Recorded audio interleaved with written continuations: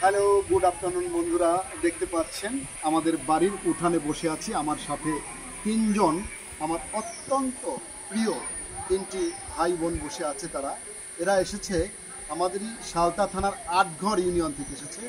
তারা এসেছিল বড় একটি আশা করে আমাদের ভাই ডাক্তার বাসুদেব কুমার সাহাকে দেখানোর জন্যই কিন্তু মূলত তারা এসেছিল।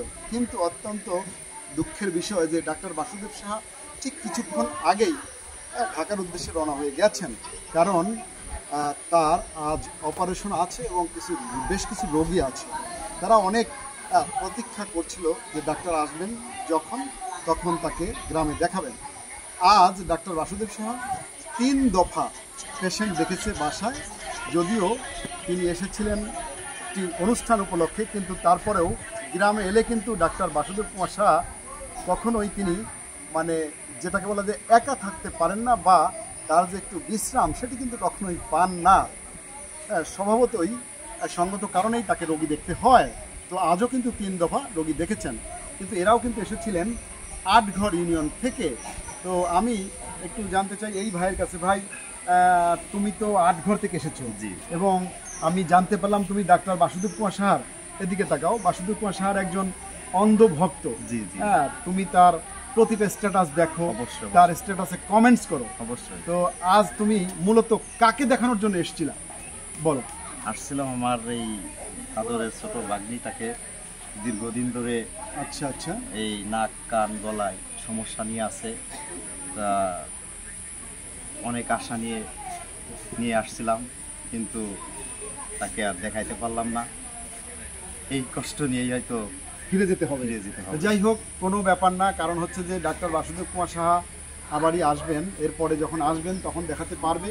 আর যদি মনে করো যে বেশি ইমার্জেন্সি হয়ে থাকে তাহলে অবশ্যই ঢাকা যোগাযোগ করবে। ঢাকাতে তোমার ভাগ্নিকে দেখিয়ে দিব। যদি তার সার্জারি প্রয়োজন হয় তাহলে সার্জারিও করে দিবে। তুমি মোট কথা তুমি তোমার ভাগ্নির যে প্রবলেম, এই যে তোমার গলার যে সমস্যা, এটি তুমি 100% নিশ্চিত থাকো যে ও ভালো হয়ে যাবে এবং তাকে দেখাবে। দেখালেই তার ট্রিটমেন্ট গ্রহণ করার পর আশা করি ভালো হয়ে যাবে। বন্ধুরা, আমাদের সাথে কিন্তু আরও একজন আসছেন। তিনিও কিন্তু আটঘর থেকে এসেছেন।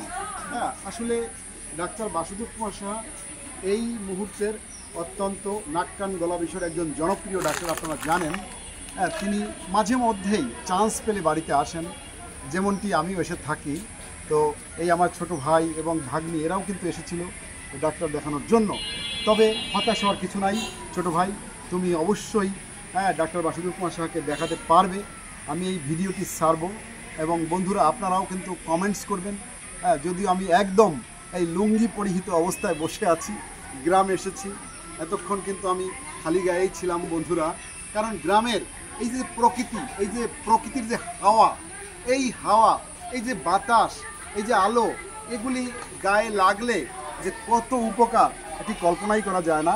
যারা গ্রামের অধিবাসী থাকেন, যারা ঢাকাতে থাকেন, তারা চান্স পেলে গ্রামে আসবেন। আমিও এসে থাকি।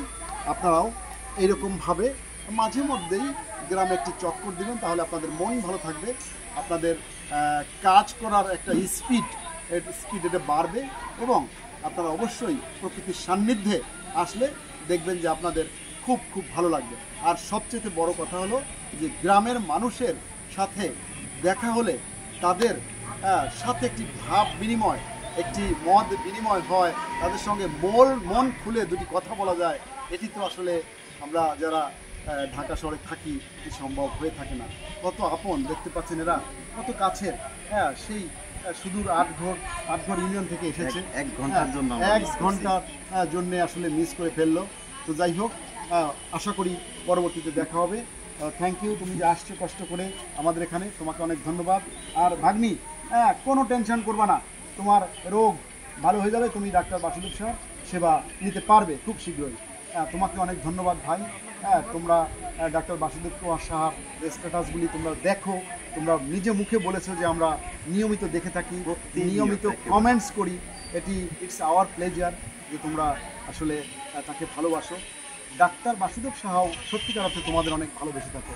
তো বন্ধুরা, আমার এই ছোটো ভাইরা আসছে, তাদের জন্য দোয়া করবেন, আমাদের জন্য আশীর্বাদ করবেন। রাখতে চাচ্ছি। দেখা হবে অন্য কোনো ভিডিওতে। ততক্ষণ আপনারা ভালো থাকুন, সুস্থ থাকুন, এই কামনায় শেষ করছি। Thank you so much.